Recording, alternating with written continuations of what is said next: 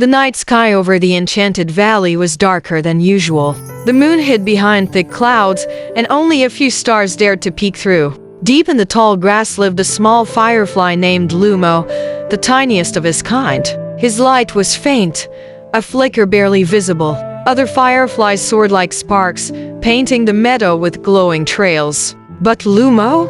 He struggled just to make a small glow. Why try so hard? Sneered Blaze, the proudest firefly in the valley. You'll never shine like us. Lumo lowered his eyes. He wanted to belong, to light the night like the others, but his glow felt too weak. One evening, while the fireflies danced in the air, the valley trembled.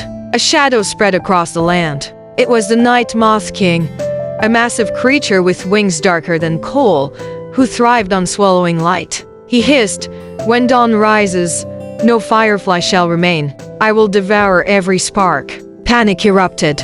Fireflies scattered, hiding among leaves and flowers. Blaze shouted, "We must shine together," bright enough to fight him. But when they tried, the Moth King's wings smothered their glow. Their brilliance flickered out one by one.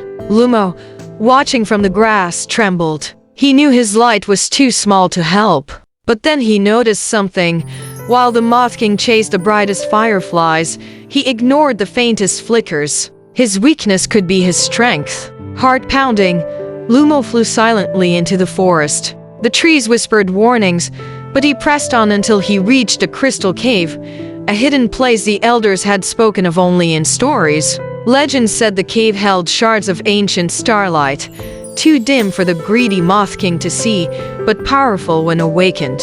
Inside, the crystals pulsed faintly. Lumo landed, closing his eyes. He thought of every time he had been laughed at, every night he had wished to shine brighter. Then, instead of forcing himself, he simply let his small glow be enough. To his surprise, the crystals shimmered back, amplifying his light into 1,000 reflections.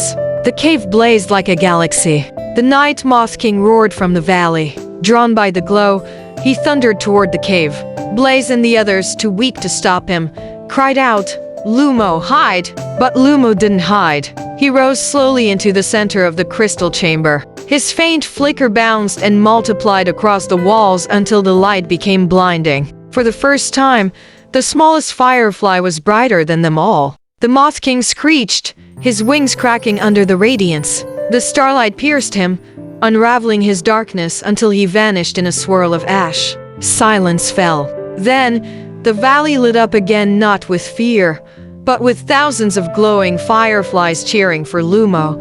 Blaze, humbled, bowed his head. "Your light saved us. It was never too small, it was exactly what we needed." From that night on, the fireflies told their young, even the faintest light can drive away the darkest shadow. And in the middle of the meadow,